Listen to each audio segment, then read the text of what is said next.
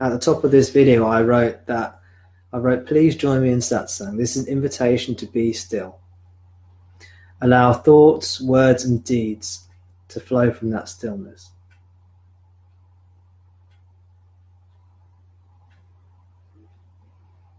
That means just relax. Allow things to come and go.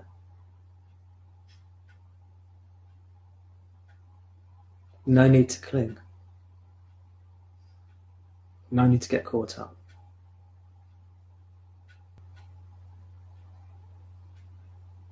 So just take the time to actually be with this video, be with me, be with this group, and relax. When you relax, when you open yourself up to life, you don't need a teacher, you don't need a teaching. There is a homing instinct inside of us that if we listen to it, it takes us home. And an external teacher, a manifestation of life as an external teacher, can just really, really help that process. But if you get in touch with that inner teacher, wow.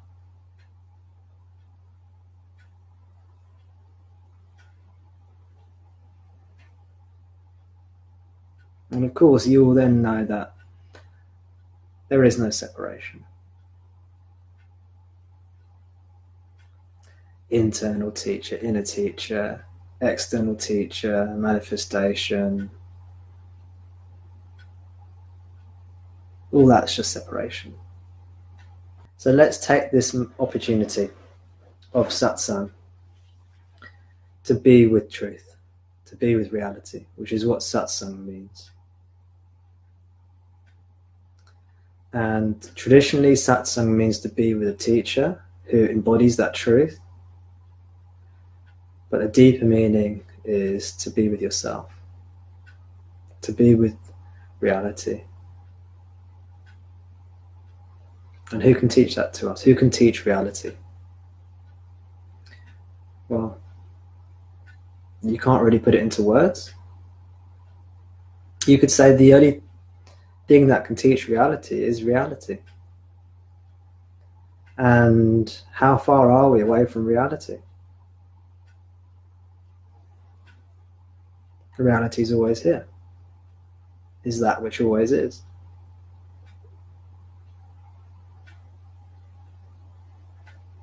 And it's separate from nothing, one with everything.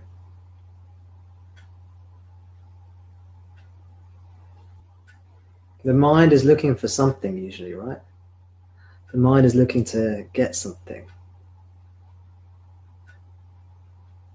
What is your mind trying to get right now? Can you notice that movement of trying to get somewhere in you right now?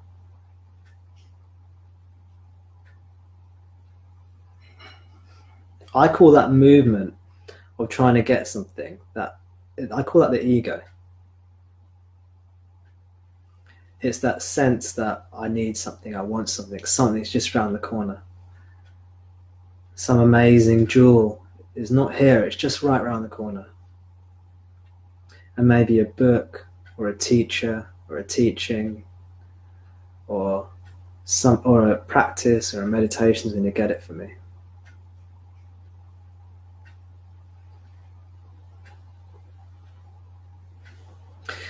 It's funny because I encourage people to come to meetings. I encourage people to come to satsang because I think it's helpful. Because it's at these meetings that you hear the message that the seeking is the problem. And of course the seeking is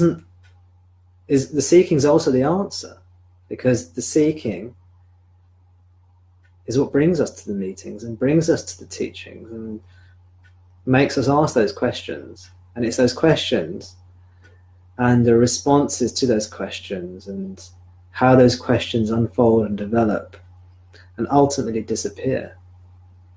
It's that whole apparent process that ends up in dissolution, ends up in nothingness, and kind of like a emptiness that is brimming over with warmth and love.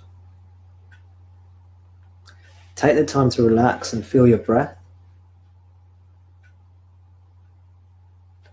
And as you just allow things to be and allow things to come and go naturally, eventually over time, the mind will naturally quieten.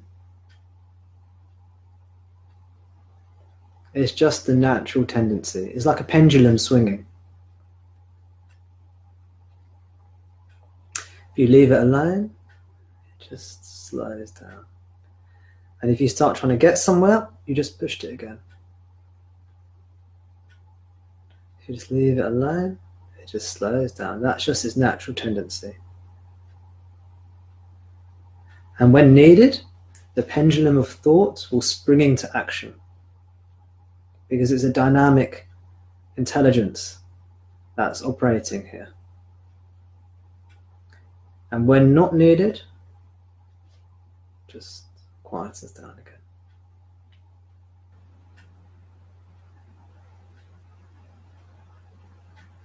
The wholeness is already here, remember? It's fully here. We don't have to do anything. And it's the apparent doing that apparently gets in the way. But when we don't worry about any of that stuff, then we're not seeking. And when we're not seeking, we feel good. And eventually, if we just allow that goodness to flourish, that feeling good, the happy feeling to flourish, it can wipe away our illusions in love. We can have faith in that. We learn to have faith. And the mind might be afraid and it might be scared. That's okay. We can allow the mind to be afraid and to be scared. And we can have love for the mind. We can allow the mind and its fears to teach us. And eventually we let it all go. Because it's all suffering.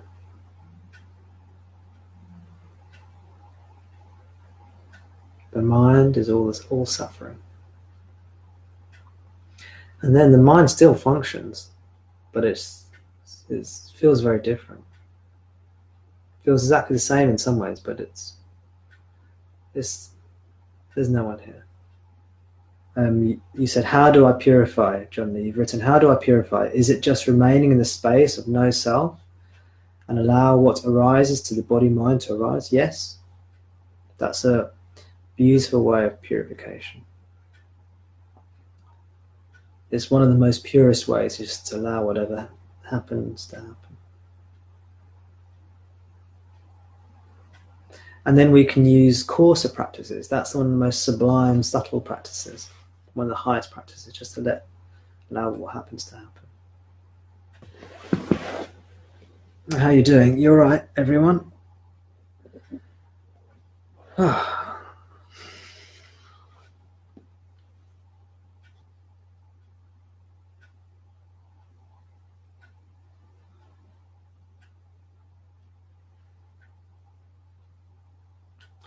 So if you just allow yourself to be quiet, to be still,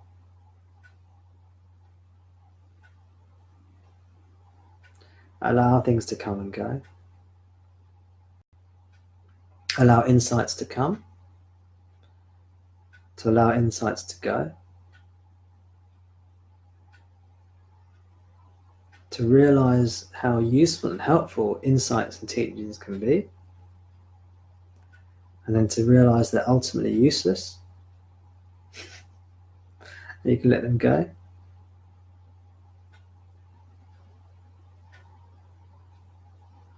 Because this isn't really about getting anything. This is about seeing through the entity that believes it can get something or thinks it needs to get something. Should I say that again? It's not really about getting anything or knowing anything or answering any of your questions or learning anything or having any special experiences. It's about realizing the entity that thinks it needs to get somewhere is itself an illusion, a fiction. Focus in on this sense of I and a sense of me, and find and learn about it. Learn to be with it and learn to identify what it is for you, what it feels like, how it acts, what it does, how it thinks, what it wants.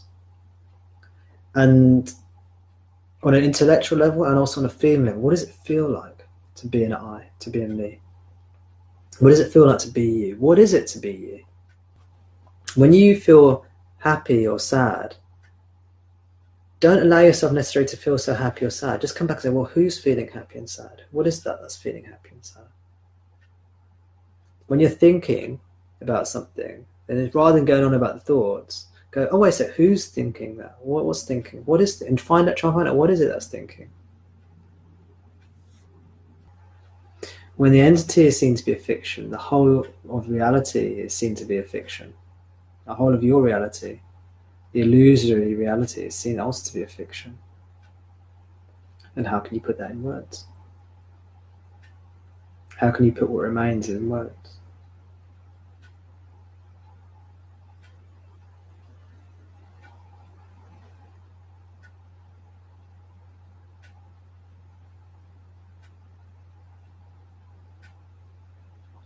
But you don't have to take my word for it. You don't have to worry about any of that stuff. You just have to relax and be awake and quieten your mind. And I'd recommend you come to satsang, where your mind can be exposed to these teachings, the verbal teachings, and exposed to the peace that hopefully the presence of being here allows you to feel. The presence here, Tom, hopefully stirs up the peace and the presence in your own heart and allows that to bloom. So there's a connection. And there's not really a connection, because connection implies two separate things connecting. There's actually just you, the separation you falling away. And as the separation, which is an illusion, as the illusory separation falls away, it feels like a connection. Whereas actually you're coming home.